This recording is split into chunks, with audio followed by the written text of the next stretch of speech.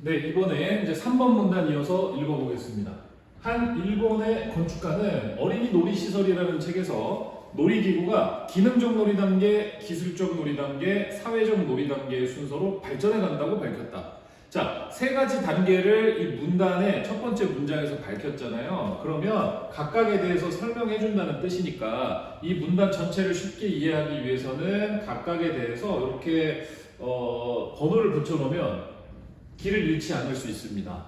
자, 기능적 놀이 단계란 놀이기구에 갖추어진 놀이의 기능을 아이들이 초보적으로 체험하는 것. 이게 정의의 방법을 사용하고 있죠. 기능적 놀이 단계란 무엇을 말한다. 두 번째, 기술적 놀이 단계란 고도의 기술을 이용하여 노는 것으로 놀이기구를 활용하는 기술이 향상되는 자체가 놀이인 단계를 말한다. 자, 그 다음 마지막으로 사회적 놀이 단계란 놀이기구를 활용하여 아이들끼리 놀이를 하는 단계를 의미한다. 자, 아이들은 기능적 놀이 단계에서 사회적 놀이 단계로 나아가면서 놀이터에서 재미를 느끼고 즐겁게 도전하게 된다. 재미와 도전, 말만 들어도 가슴이 뛰는 말이잖아요. 자, 이게 어떤 단계를 얘기하는지 그네를 예를 들어서 한번 생각을 해보자고요. 기능적 놀이 단계라, 그러니까 그네를 앉아가지고 그냥 앞뒤로 까딱 하면서 타는 정도. 그게 기능적 놀이 단계. 근데 거기에 머물지 않죠. 초등학교 한 3, 4학년쯤만 되더라도 거기에 엉덩이로 타지 않더라고요. 그네 이렇게 발을 딛고 올라가가지고 서서 타죠. 서서 타는데 각도가 그냥 어린아이들은 한 요 정도 된다 그러면 초등학생들은 거의 그네하고 수평으로 이렇게 올라갈 만큼 기능이 굉장히 숙달된 단계, 그런 것이 기술적 놀이 단계라고 할 수 있겠죠. 저희 애는 요 그네에 배를 깔고 엎드려요. 그래서 저보고 이걸 꼬아달라고 하거든요. 그래서 꼬은 상태에서 이렇게 뒤로 당겼다가 확 앞으로 밀어주면 이게 빙글빙글 풀리면서 앞뒤로 왔다 갔다, 마치 에버랜드 가면 왜 그 자이언트 스윙 같은 거 있잖아요. 그런 것처럼 그렇게 하는 거, 거기 기술적 놀이 단계에 해당하는 거고요. 그 다음에 사회적 놀이 단계란 놀이기구를 활용하여 아이들끼리 새로운 규칙을 만드는 겁니다. 그게 사회 관계를 맺는다는 측면에서 사회적 놀이라고 하는 거죠. 왜냐하면 규칙이란 건 사회적인 약속이니까요. 그러니까 예를 들면 친구랑 둘이서 나란히 그네를 타는데 앞뒤로 3번 왔다 갔다 한 다음에 뛰어내려가지고 저기 있는 시소 짚고 먼저 돌아오는 사람이 이긴다. 이런 규칙을 정해가지고 하면은 그네를 활용해서 아이들끼리 새로운 놀이를 만든 것이죠. 자, 그런 단계가 사회적 놀이 단계가 되겠습니다.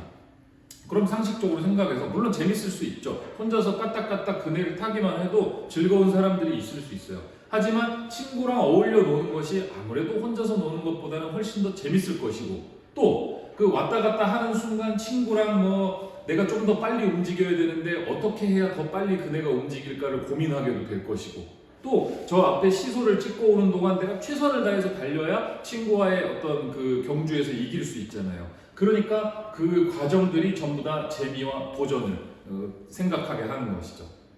자, 4번 문단으로 그럼 이어서 가볼게요. 그렇다면 우리 주변의 놀이터를 떠올려보자. 떠올려보세요. 자기가 놀았던 놀이터들. 현재 우리나라의 놀이터와 놀이기구는 아직도 첫 번째 기능적 놀이 단계에 머물러 있는 경우가 많다. 그럼 앞의 내용하고 연관해서 생각을 해보면 이게 사람이 단계별로 발전을 해야 좋은 거잖아요, 상식적으로. 근데 1, 2, 3단계가 있는데 1단계에 머물러 있는 경우가 많다. 이건 뭐냐? 문제죠, 문제. 자, 그런데 이 앞의 내용하고 비교를 해보면 첫 번째 기능적 놀이 단계에서 뒤에 사회적 놀이 단계로 갈수록 재미와 도전을 느끼게 된다 그랬잖아요. 그런데 첫 번째 단계에 머물러 있다는 것은 그만큼 재미와 도전이 적게 느껴진다, 이런 거죠. 적지 않은 놀이터가 규정만을 충족하는 수준에서 만들어지고 관리되다 보니 대부분의 아이에게 재미없고 지루한 놀이터가 되고 만 것이다. 놀이라는 게 원래 재밌어야 되잖아요. 그런데 규정만 충족하다 보니까, 아까 앞서서 나왔었죠? 놀이터 안전 규정. 그럼 놀이터 안전 규정에는 예를 들면 이용객이 어느 정도 되는 규모의 놀이터에는 무슨 시설을 갖춰야 하고, 바닥은 어떤 재질로 써야 하고, 높이는 어느 정도 이상 하면 안 되고, 이런 제한 조건들이 있을 거란 말이에요. 근데 그런 것만 충족하려고 하다 보니까 이 놀이터는 재미도 없고 도전하기 할 것도 없는 지루한 놀이터가 되고 만 거라는 그런 문제의식을 보여주고 있습니다. 자, 그렇다면 다수의 아주 많은 우리나라 아이들이 지금 재미없고 도전하지도 못하는 놀이터에서 놀고 있는 것은 아닐까? 라고 물어보고, 이 사람이 물어본 것은 몰라서 물어보는 게 아니잖아요. 우리나라 아이들은 대부분 재미없고 도전하지도 못하는 놀이터에서 놀고 있다 라는 말을 전달하고 싶은 거죠. 자, 그러면 여기서 제시한 문제가 과연 어떤 현상들을 불러일으킬지 다음 문단에서 확인해 보도록 하겠습니다.